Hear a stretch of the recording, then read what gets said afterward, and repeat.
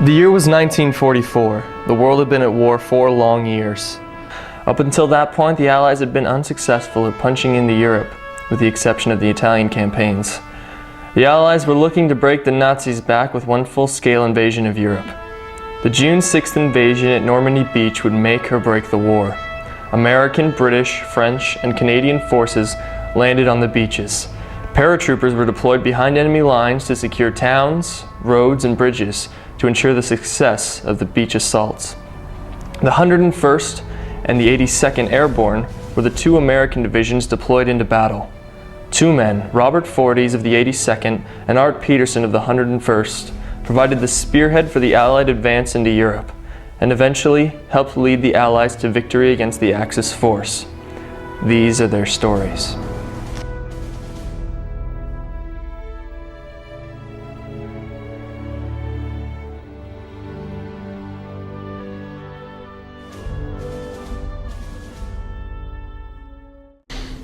Well, like I say, I joined the Army when the training wasn't much.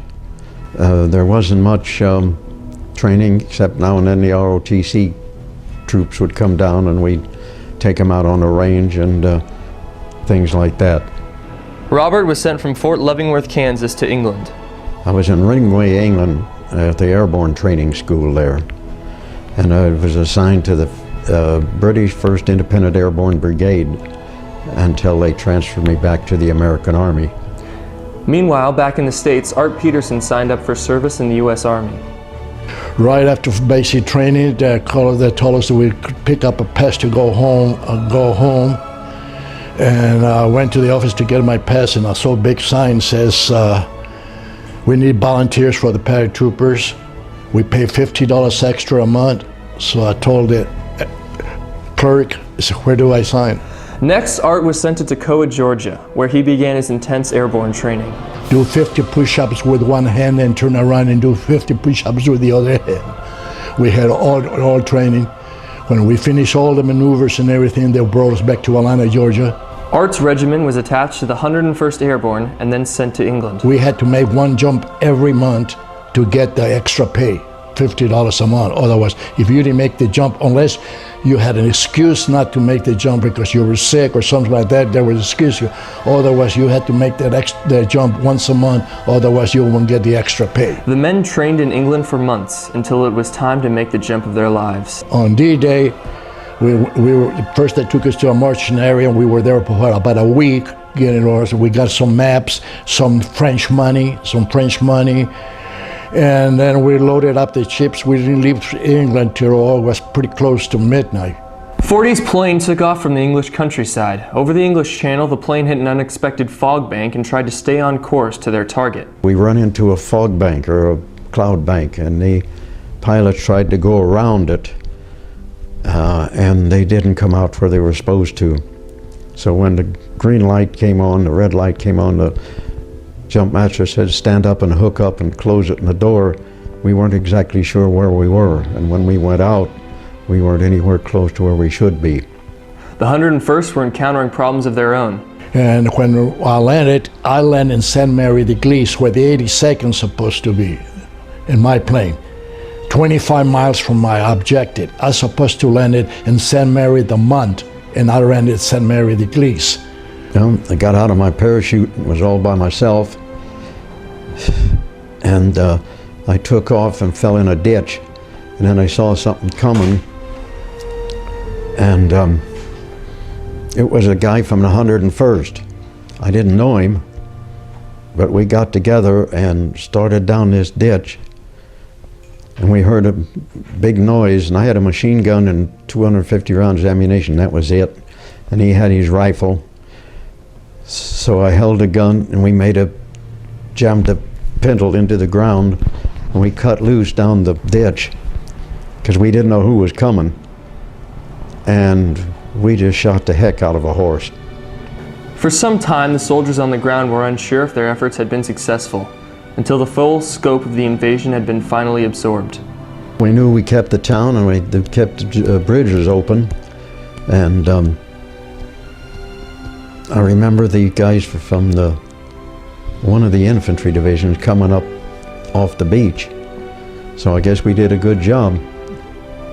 The war then took the two men to Holland, under the command of the British commander General Montgomery. It would be named Operation Market Garden. Market Garden was a fiasco, to put it bluntly. The general found out that the 82nd and 101st Airborne Divisions were being unused, and hoped he could use them to end the war in 6 months. The information he got was wrong, and he wouldn't listen to anybody that actually knew what was going on. So whoever planned it, planned drop zones miles away from the objective. In Holland, I was not so lucky. I got hit inside the plane the first day, flight before the jump. I got hit with shrapnel on my left leg. I was told to stay in the plane and return to England. And all that, and I stayed behind. They all jumped. 5 minutes, one of the co-pilots said, "Let's get the hell out of here. The plane's going down, it's in flames." They got as far as one of the bridges in Nijmegen and through Eindhoven. But that's as far as they went. And we all had to back out. After the failure in Market Garden, the Allied advance continued into the heart of Europe, while Peterson lay in a hospital bed with his injuries sustained in Holland. After a few months of recovery, he rejoined the 101st Airborne and the 506th Regiment. I came back to my outfit, same company. I was there a week and a half. When it's time to say load up and get in the trucks, the Battle of the Bulge. The Battle of the Bulge was Germany's last major offensive of the war. The goal was to punch a hole through the Allies' line and cut off supplies. The 101st were called on to hold the crucial town of Bastogne. Outnumbered and in the dead of winter, Peterson and the men of the Screaming Eagles would slug it out with the enemy and the cold. That was the rough one. No food, no winter clothes, no ammunition, not enough ammunition. And the Germans captured our nurses and our doctors, our all medical supplies. So we didn't even have no nurses, no doctors. Without proper winter clothing or supplies, Peterson and the rest of the 101st were forced to their limits. We were starving to death. I was, because I'm a shahhound. I like to eat, always. And I was, in the woods, and there was an open field, and then way back there was a barn. And I spotted chicken going inside the barn. So I tell my buddy, he say, "Did you see that chicken going there?" He say, "If that's a chicken, there might be eggs." Mm-hmm. He said, "You want to go and check it out?" He said, "Sure, I'll go with you." So we went across that field. He took a gunny sack and he was chasing the chicken. And I got 4 or 5 eggs. And he got the chicken, put it in the gunny sack. He said, "We better get before the missiles and they're looking for us." So we start walking across the field back to the woods when I guess the Germans spot us. They shot an 88. There we hit the ground. There went the eggs. There went the chicken. There went the chicken. And then I turned to my buddy to see, he's still grounding. All his guts were hanging out. I look at myself like that. I got that gunny sack, I put it around his waist. I took my belt and I put it around his waist and tied his guy up. I grabbed him by the feet and I dragged him to the woods and I called for the medics. The medics came and took him. And that was the last time I saw him. Till 25 years later, we were at a reunion in Dallas, Texas, in a room having a few drinks. And the door opens up and he came. And he looks at me and I look at him. He said, "Pete!" He came and grabbed me with tears in his eyes. He grabbed me and kissed me. He said, "Fellas, I'm here alive because Pete saved my life." We were brothers.